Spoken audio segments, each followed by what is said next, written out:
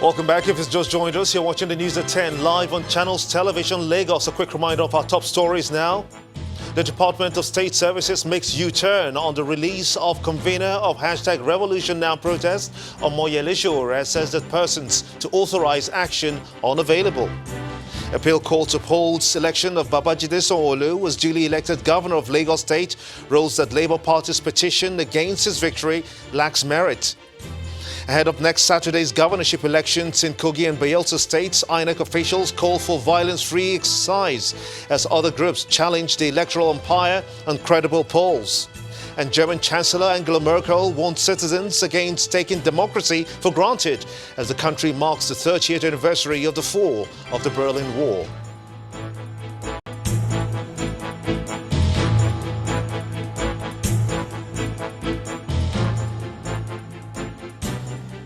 For more information on our top stories and others, please visit our website. It's channelstv.com. youtube.com/channelsweb has videos of our shows. The United Nations wants Nigeria to unlock her potentials for development by opening the political space for more women to participate in governance. According to the United Nations country representative for the United Nations Women, increased female participation in government is one of the ways to speed up development in Nigeria. The United Nations is advocating a 35% affirmative action for female representation in government. The 2023 general elections in Nigeria might seem like a long time away and probably enough time for politicians to prepare. But it's not so for some female politicians in the country who believe that the time to mobilize is now. The arrival of the United Nations Assistant Secretary General and Deputy Executive Director for UN Women to Nigeria appears to be given the needed impetus. The UN envoy held several meetings with female politicians like this one, discussing women empowerment, visibility in government, and the help that the United Nations can offer. Nigeria's untapped wealth resource to date is its women and girls. That there is need to invest and harness this untapped wealth to drive Nigeria's development miracle, and that development miracle will happen when the country invests in its women and girls. And for us as UN Women, we'll continue to support this effort in this country. We cannot support individual candidates. We can never do that. But we can support different initiatives to have more women on the lists, for instance. We can also support the fight against harassment of women politicians or violence even against women who run for office. Unfortunately, this is common in the world, and we see that it increases globally. The United Nations Affirmative Action recommends 35% representation of women participation in government. However, in Nigeria, a not-too-far history of female representation in government from 1999 is nowhere close to that target. For instance, only 7 out of the 109 senators in the 8th Assembly were women, and in the Green Chamber, only 22 out of 360 members. The case is even worse in the 9th Assembly, as the number of females in the House of Representatives dropped from 22 to 7. It has to be through legislation. Going forward, some female politicians believe that the way to improve this data is through legislation. We'll reach out and lobby the governors, we'll lobby the party, we'll lobby at the highest level. It doesn't cost me anything to stoop to conquer. We will reach out to the legislators because it has to be through legislation. Most of the African countries have done it. What is the magic that Nigeria cannot do it? Currently, Rwanda is the leading African country with 61% female representation in politics. Female politicians in Nigeria believe strongly that it can be replicated come 2023. The Lagos State government appears to be stepping up efforts towards checking cases of building collapses in the state, as the State Building Control Agency begins serving notices and sealing off non-compliant buildings in the Ikeja area of the state. This is to ensure that the buildings in the state are designed to meet with the agency's standards of safety. The General Manager of the agency, Mrs. Abiola Kushengbe, who led the team, says that the individuals must ensure that they obtain their development permits before embarking on any construction of buildings. When we get to a building site, we request to see your project board right there. So any construction, ongoing construction that you are passing by and you don't see a project board, that's number one offense. The second thing is that when you come into a building site, we need to see your working drawings. Okay? So as we come here now, you show us your working drawing. If we're working with you, if we're not working with you, we want to see your working drawings must be on site so that we're all working together. And thirdly is that we have to have a list of the professionals you are using. The architect, the engineer, the builder, the professionals, the list of those professionals registered, duly registered by the proper professional body. We need to see them on site. That is the way we prevent building collapse. So when we seal a site, the initial thing is that we give you several warnings, okay? We put red caution tape. We give you enough time to actually comply. A lot of people, when we serve the contravention notice, the first notice, they ignore. We give you 48 hours to come up with whatever your defense.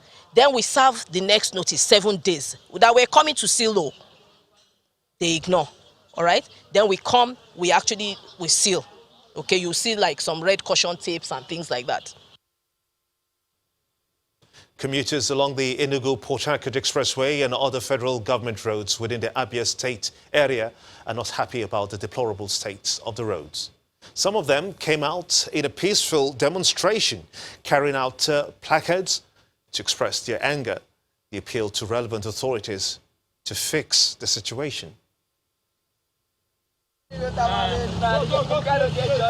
This is the state of many roads in Abia State, as well as the Enugu-Port Harcourt Expressway.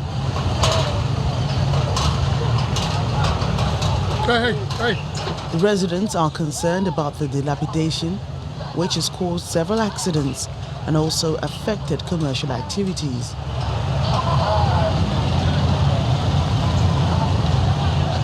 They are done sitting and doing nothing, and so they protest.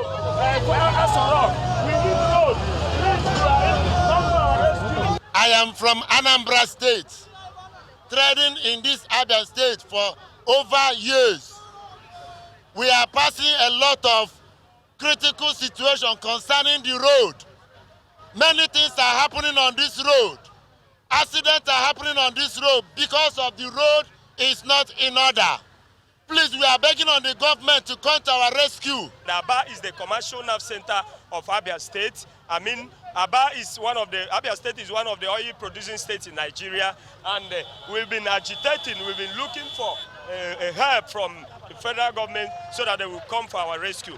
If you are here, we are in Aba, all the road leading to Bayelsa, all the road leading to Port Harcourt, all the road leading to Imo State, all the road leading to Ebonyi State, all the road leading to Anambra and Imo State, no road here in Southeast. Our challenge with federal road is profound.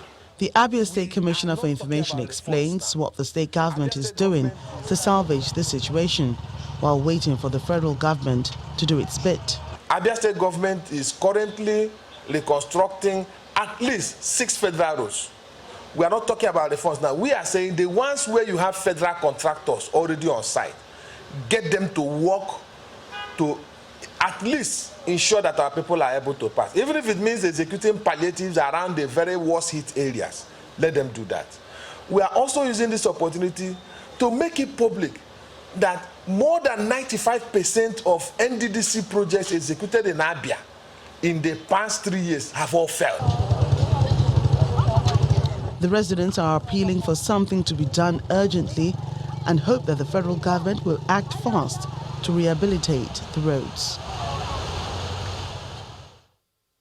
Work has resumed at the site of the 32-kilometre Ibadan circular road following government's order for the contractors to go back to the site. A new ultimatum of 90 days has been given to the contractors to prove to the government that they are capable as advertised. The Commissioner for Public Works, Infrastructure and Transport, Professor Raphael Afonja, says that the governor rescinded his decision to stop further works by the contractors in the interest of peace and development of the state. Excavators, tractors and other earth-moving equipment returned to site after a minor break ordered by Governor Seyi Makinde over the slow pace of construction work, which he puts at less than 6%.